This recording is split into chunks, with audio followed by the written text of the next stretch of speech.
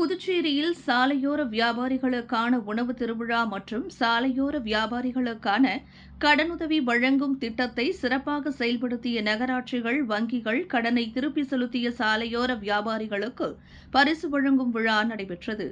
கடற்கரை சாலையில் நடைபெற்ற விழாவை துணைநிலை ஆளுநர் கைலாஷ்நாதன், முதல்வர் ரங்கசாமி ஆகியோர் தொடங்கி வைத்து சாலையோர வியாபாரிகள் அமைத்த கைவினை உணவு அரங்குகளை பார்வையிட்டனர். சிறந்த நிலையில் உயர்ந்து வருகின்றது என்பதை யாராலும் மறுக்க முடியாது.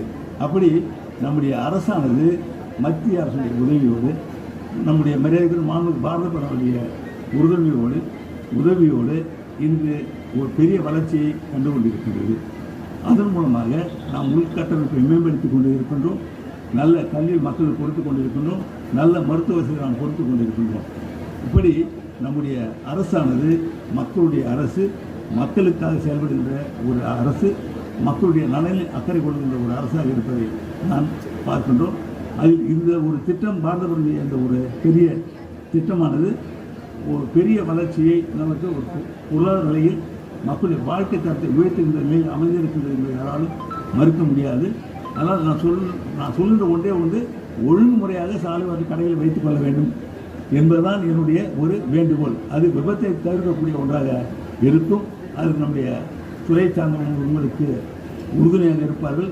உங்களுடைய வியாபாரத்தை பெருக்கிக் கொள்ளுங்கள். இன்றைய வளர்ச்சிக்கு ஏற்ப அப்படிப்பட்ட ஒரு சாலை ஓர வியாபாரம் என்பது மிக அவசியமாகவும் இருந்து கொண்டிருக்கின்றது. மக்களுடைய வாங்கும் சக்தி அதிகமாகும் பொழுது நமக்கு கடைகள் அதிகமாக தேவைப்படுகின்றது. கடைகள் அதிகமாக தேவைப்படும் பொழுது வியாபாரம் செய்வதற்கு சில சமயங்களில் சாலை ஓர கடைகள் நமக்கு அவசியமாக தேவைப்படுகின்ற ஒன்றாக இருப்பதை நாம் பார்க்கின்றோம். அவர்கள் எல்லாம் நல்ல வியாபாரம் செய்து நல்ல பொருளை அவர்கள் வாழ்க்கை உயர வேண்டும் என்று அவர்களை வாழ்த்துகின்றேன். இந்த ஒரு சாலை ஓர வியாபார திருவிழா மேலும் சிறப்பாக அமைவதற்கு அவருடைய வாழ்க்கை உயர்வதற்கு ஒரு வழிகாட்டலாக இது அமையும் என்பதை கூறி அனைவரும் வாய்ப்புக்கு நன்றி கூறி விடுகின்றேன். நன்றி, வணக்கம்.